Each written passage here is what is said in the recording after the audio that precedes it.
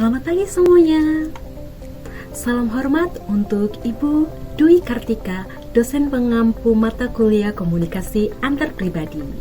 Hari ini saya, Kristi Natalia Huta Barat, mahasiswa Universitas Siber Asia jurusan Komunikasi PJJ, ingin mengajak kita untuk melihat lebih dekat tentang sesuatu yang seringkali kita anggap remeh, tapi sangat penting dalam kehidupan kita sehari-hari. Apa itu? Komunikasi antar pribadi.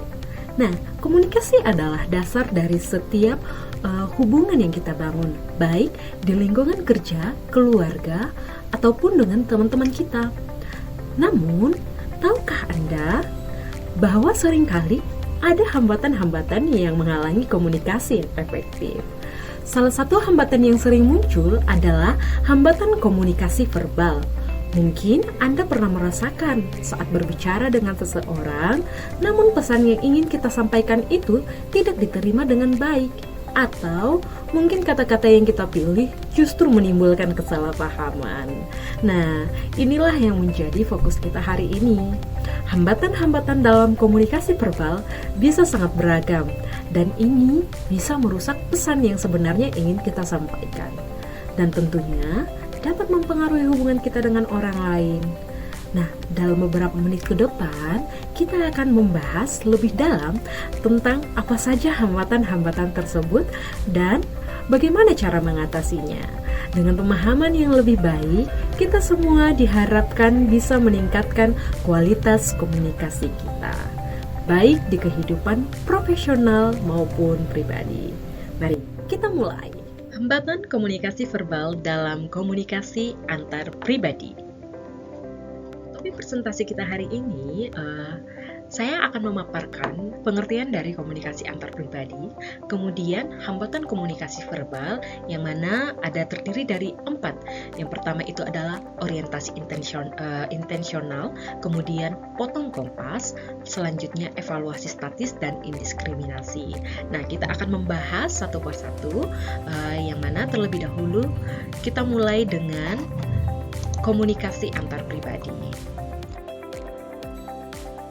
Nah, komunikasi antar pribadi itu adalah proses interaksi yang terjadi antara dua orang atau lebih di mana mereka saling bertukar informasi, ide, dan perasaan. Tujuan dari komunikasi antar pribadi adalah untuk menyampaikan pesan atau mendapatkan pemahaman bersama antara para pihak yang terlibat.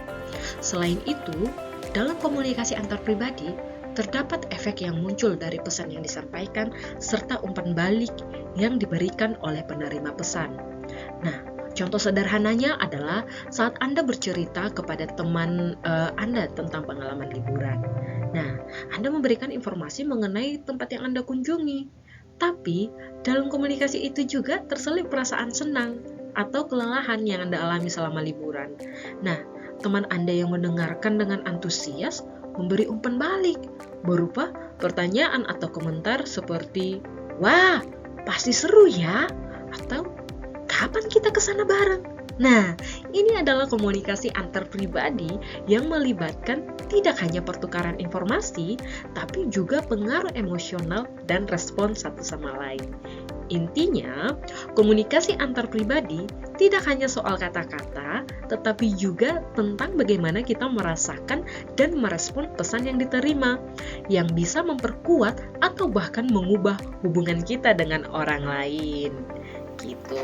Hambatan-hambatan dalam komunikasi verbal, yaitu yang pertama tadi ada orientasi intensional. Nah, orientasi intensional ini apa? Orientasi intensional adalah kecenderungan seseorang untuk berkomunikasi dengan tujuan tertentu, biasanya untuk mencapai kepentingan pribadi atau hasil yang diinginkan, tanpa benar-benar berusaha memahami perspektif atau kebutuhan lawan bicara. Dalam komunikasi antar pribadi, hal ini bisa menjadi hambatan yang sangat besar. Misalnya nih, bayangkan Anda sedang berbicara dengan teman tentang masalah yang sedang Anda hadapi di kantor. Tapi, teman Anda justru memberi saran yang lebih fokus pada bagaimana Anda bisa membuktikan bahwa Anda benar. tanpa mendengarkan perasaan atau kekhawatiran Anda terlebih dahulu. Nah, teman Anda lebih fokus pada tujuan untuk memecahkan masalah daripada benar-benar memahami apa yang Anda rasakan. Nah, coba perhatikan contoh berikut ini.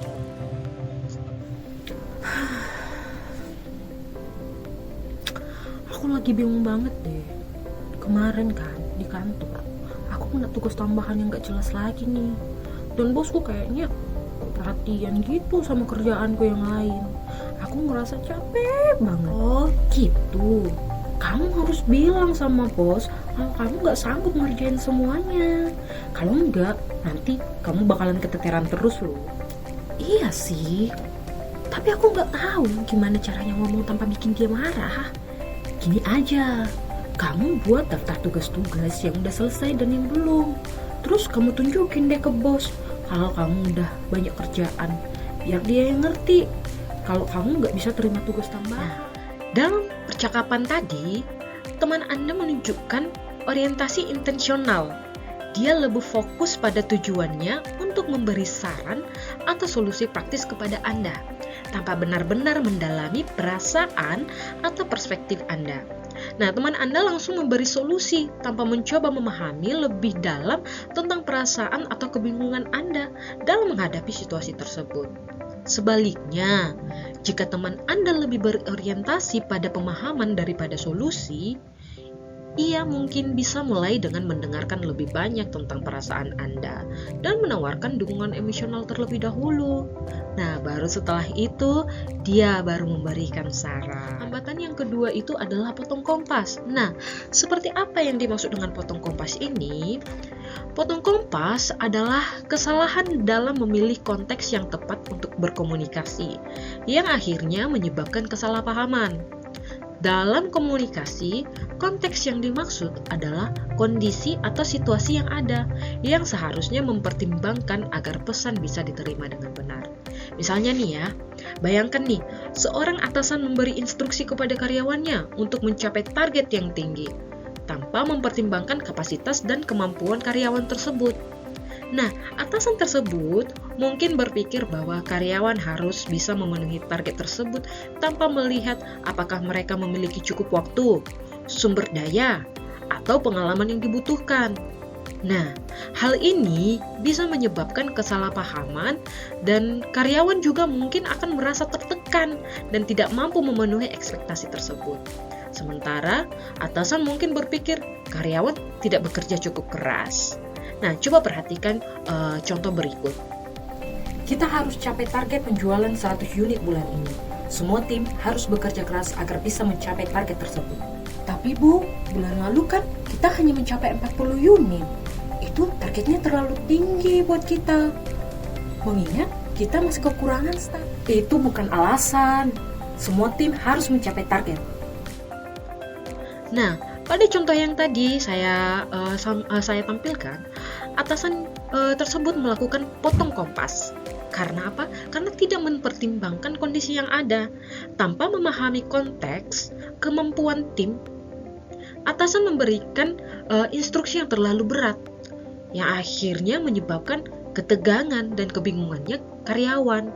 Nah, dengan memahami konteks yang ada, komunikasi akan lebih efektif dan terhindar dari kesalahpahaman. Oke, kita masuk ke hambatan yang ketiga adalah evaluasi statis. Evaluasi statis itu apa? Evaluasi statis adalah kecenderungan seseorang untuk menilai orang lain secara negatif berdasarkan sifat atau karakter mereka, bukan berdasarkan perilaku atau tindakan mereka saat ini. Nah, hal ini membuat penilaian menjadi tidak adil. Karena apa? Karena orang tersebut dinilai hanya dari masa lalunya atau ciri-ciri tetap mereka, bukan dari apa yang sedang mereka lakukan atau capai sekarang gitu. Misalnya, jika kita selalu menganggap teman kita pemalas hanya karena dia pernah terlambat mengerjakan tugas di masa lalu, padahal saat ini dia sudah bekerja keras dan menyelesaikan tugas tepat waktu, kita sedang melakukan yang namanya evaluasi statis. Kita menilai teman kita berdasarkan kesan atau karakter lama, bukan berdasarkan apa yang dia lakukan sekarang.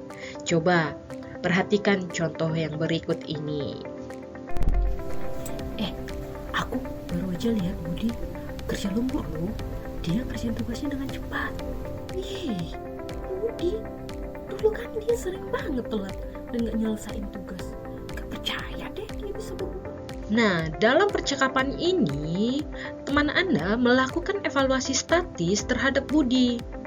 Teman Anda menilai Budi berdasarkan masa lalu dan sifatnya yang dulu dianggap malas. Padahal, sekarang Budi sudah menunjukkan perubahan positif. Nah, dampak dari evaluasi statis ini adalah jika kita terus-menerus menilai orang secara negatif, mereka akan merasa tidak dihargai, dan hal ini bisa membuat mereka menjadi defensif atau enggan berkomunikasi dengan kita. Hambatan yang terakhir yaitu adalah indiskriminasi. Nah, indiskriminasi ini adalah kecenderungan seseorang untuk menyamakan semua perilaku orang lain tanpa memperhatikan perbedaan individu yang ada.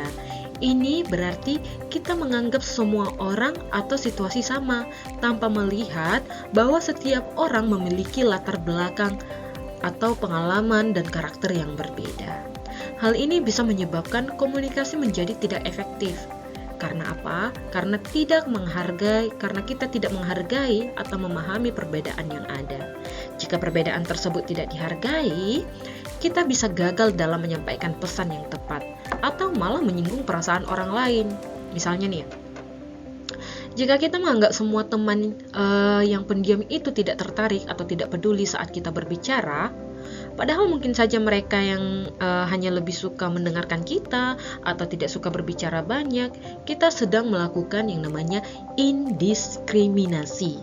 Kita menyamakan mereka dengan pandangan kita tentang pendiam tanpa mencoba memahami alasan dibalik perilaku mereka. Ini saya tampilkan contoh berikut.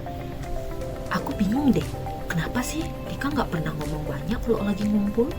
Padahal semua orang pada asik ngobrol. Ya, mungkin dia memang tipe yang gak suka banyak bicara. Gak semua orang pendiam berarti gak peduli atau gak nyaman. Oh gitu. Mungkin aku keliru ya. Aku pikir dia gak suka sama kita.